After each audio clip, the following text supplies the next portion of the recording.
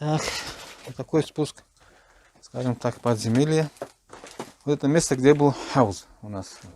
Был бассейн, омовение с него делали, вода была. Вот.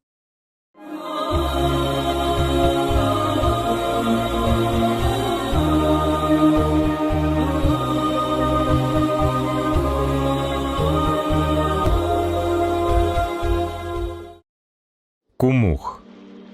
Древнейшее поселение в Дагестане. Административный центр Лакского района.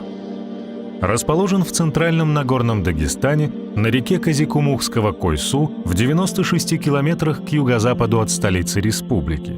Безусловным символом духовной культуры Кумуха является старинная мечеть. Мало кто знает, что это культурное сооружение является памятником федерального значения и всего лишь на 30 лет младше Дербентской мечети. Джума-мечеть была возведена в 778-779 годах. Мощные стены святыни – свидетели многих трагических и героических событий. За ними скрывается тысячелетняя история, с которой связано начало распространения ислама в Лакии и Дагестане в целом. Вообще в народе известно, что основателем этой мечети, и не только этой мечети, а той мечети, которая находится и в Дербенте тоже, является шейх Абу Муслим ибн Абдул-Малик. В таких книгах, как Дербентнаме, исторических книгах, как Дербентнаме, такой книги, как Асари Дагестан, автором которой является авторитетный ученый Хасан аль-Кадари, это тоже подтверждается, что строительство этой мечети было завершено в 162 году по хиджре. Мечеть построили из камня в архитектурном стиле, характерном для древних лакско-арабских строений. На западной стороне джума-мечети выбиты надписи, сообщающие о датах ее строительства и проведенных реконструкций. Надписи этой мечети, и вот эта надпись тоже, старинная надпись, она собрана с разных камней, которые были в мечети, которые не сохранились до наших дней. И эта надпись тоже подтверждает то, мы о чем говорим, то есть год его строительства, банауху аля таква мин Аллахи бияди вали Иллах, основание строительства этой мечети на основе богобоязненности рукой вали Аллаха шейха Абу Муслима, сказано в 162 году по хиджре. И разные годы тут были, конечно, сделаны какие-то ремонты тоже, но основной капитальный ремонт, значит, большие такие изменения в этой мечети сделал сын Сурхайхана Мухаммад хан.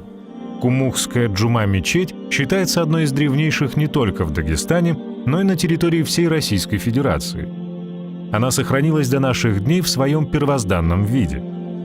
Джума-мечеть – массивное четырехугольное одноэтажное каменное здание, перекрытое большим оригинальным куполом и состоящее из ряда клеток, разграниченных между собой каменными столбами, на которые опираются арки, поддерживающие потолок. На восточной стене мечети сделана надпись масляными красками, свидетельствующая о том, что мечеть построена в 162 году хиджры. В 825 году по Григорианскому календарю здание было капитально отремонтировано. Джума-мечеть селения Казикумух является одной из древнейших мечетей не только в Республике Дагестан, но и во всей России тоже. Год его строительства – это 777-8 год. И 162 год, соответственно, по хиджре тоже. Вот. Архитектура мечети очень интересна. У него 8 сводов колонн арочных, и между ними 3 прохода тоже. Это у нас первый проход, где находится еще купольная часть мечети тоже, мы туда еще вернемся. Вот. У нас потом идет второй проход, самый большой и широкий тоже. Вот. И потом третий проход тоже. Вот сзади этого третьего прохода, там, иншаллах, еще посмотрим, есть еще дополнительный вход с южной стороны в мечеть. На данный момент он не используется в связи с тем, что вот этот проход, двери, ворота с восточной стороны, они нам достаточно пока. Следует отметить, что в мечети можно ясно увидеть застройки, сделанные в разные временные отрезки. Наиболее древними можно считать восточную и подкупольную части мечети, где применены стрельчатые арки.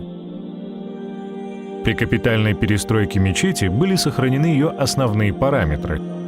Однако большая часть разрушенных стен была возведена заново, а южная стена была даже отодвинута на метр.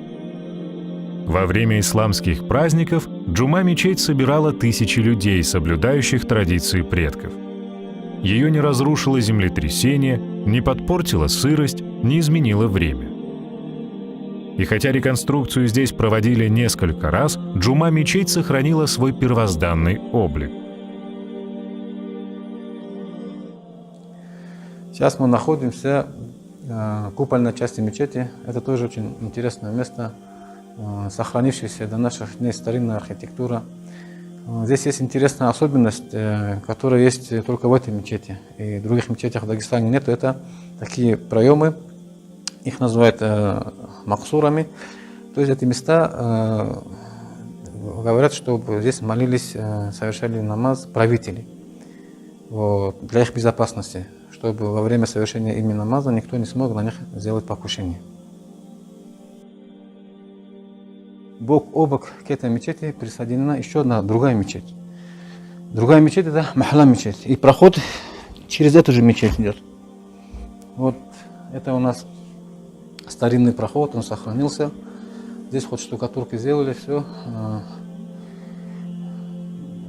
Она является мечетью, как Махалла мечеть, то есть квартальная мечеть.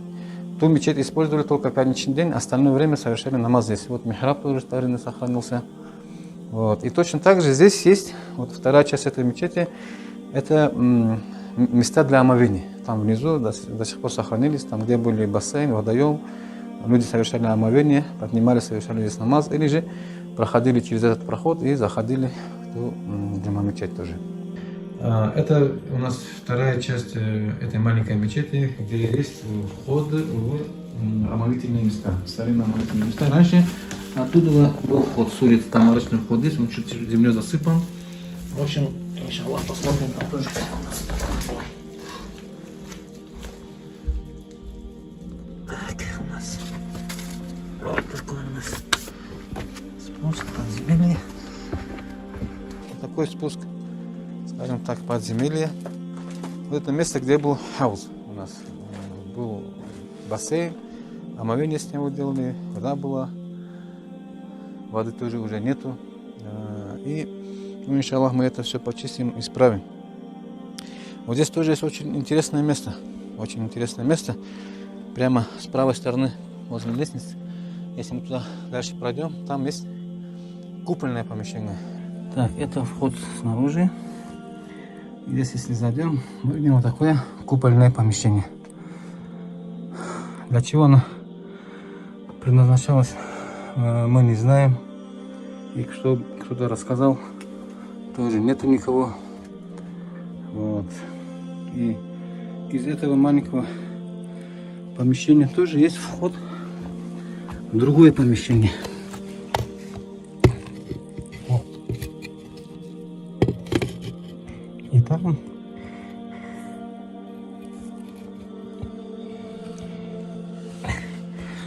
тоже для чего то помещение тоже было предназначено, тоже мы не знаем. Отрадно также отметить, что в 2017 году в Кумух были доставлены реликвии пророка, мир ему благословения, и праведников. В месяц Рамадан, месяц поста и поклонения, праведности и милости, когда Всевышний Аллах приумножает награду за благие дела, верующие смогли воочию видеть священные реликвии посланника Аллаха. Одной из достопримечательностей Кумуха является также старинная крепость Бурхай-Кала, расположенная на самой возвышенности. Она свидетельствует о славном времени, когда горцы разгромили полчища иранского завоевателя Надир-хана. За многие века немало видели стены древнего села. В XIII веке пали смертью мучеников 70 юношей, защищавших родной край от монголо-татарского нашествия. Походы Надир-хана в XVIII веке, грозные события XIX века оставили яркие следы в истории Кази-Кумуха.